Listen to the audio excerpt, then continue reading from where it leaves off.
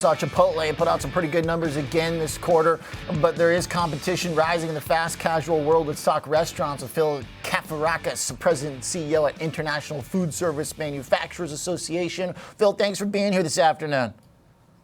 Thank you, Oliver. Great to be with you. So tell me about the major themes we should be looking for as investors over the next couple weeks when we get a lot of these companies reporting earnings. So far, we saw Chipotle still as a beast. Oh, my God. If you want to run a restaurant business, that's the one you want to model after. Brian Niccol, he's an incredible leader. He knows what he's doing. He's got a track record of success. These guys are like on fire. He's had like 20+% increases in in-store sales. His traffic is up double digits. It was the highest quarter, I think, in in-store sales that they had. Digital sales are 37% of what he's doing. His traffic is up 10%. And the peer group is struggling. I mean, there's still some growth, but it's all about pricing, and we can certainly talk about that. But Chipotle is the horse out in front, and you better figure out how you're going to learn from there what they're doing.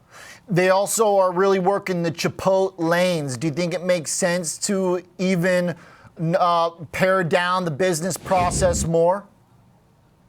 Yeah, so he's all about taking complexity out of the operation. They're heavily invested in automation.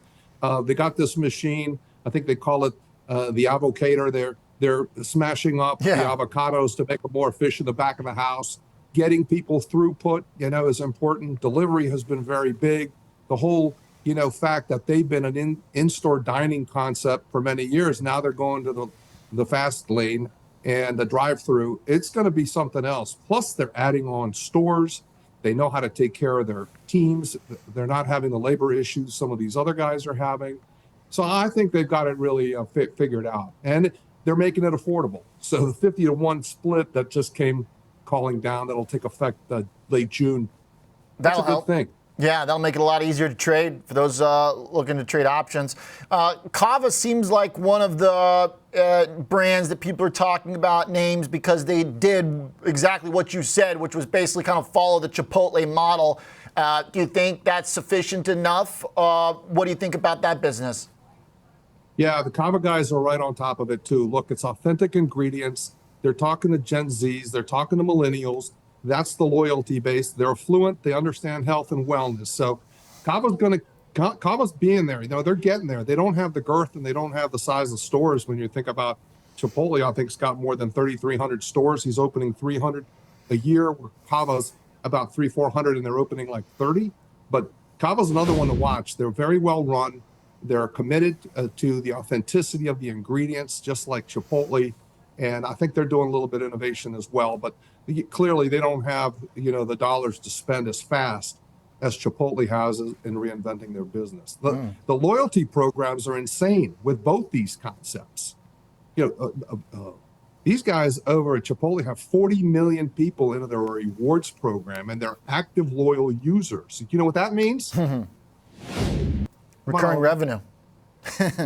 Yeah, and take the prices up. Get ahead of everybody. You take your pricing. These guys have Chipotle took 6 price increases before the last one with the California minimum wage going up. So they've been able to stay ahead. Their margins are really good. Cava's in the same kind of situation. They're watching what they're doing, and they're very good with their margins. But again, they've got a long way to go just because of the size and scope of their business. Do you want to see any fresh implementation of AI, of technology, or have restaurants kind of maxed out what they can do? I'm kind of thinking like McDonald's and Domino's in that conversation that have been tech leaders in the past. Is there any further juice to be squeezed from tech in your mind, Phil? Is there growth to be found from that source? Totally. They're just getting to it. The big boys are getting into it. They've already been in it. When you think about particularly Domino's in the pizza category, when, that business is always a promotion business, but they've been able to automate themselves. They're more of a technology company, have tremendous infrastructure and investment in their consumer information and what they're doing with respect to their supply chain, demand planning, anticipating orders, and some of the operational things they're doing. Chipotle has heavily invested in AI. He's not talking as much about it as he should, But internally, they've got supply chain models that help them with demand planning so they can pivot quickly when they have issues. Everybody was giving them a hard time the last couple of days about some chicken shortages. They blew through that without any problem. And behind the scenes, it's because they've got the technology to do it. The same thing happens not only in supply chain, but this automation in the fast lane. They can anticipate what you're going to order when they know who you are, because they're taking the information that they see off your license plate. Scary stuff, So but gets me my pizza fast. Exactly the way I want it. A little crispy, That's right. a little extra cooked.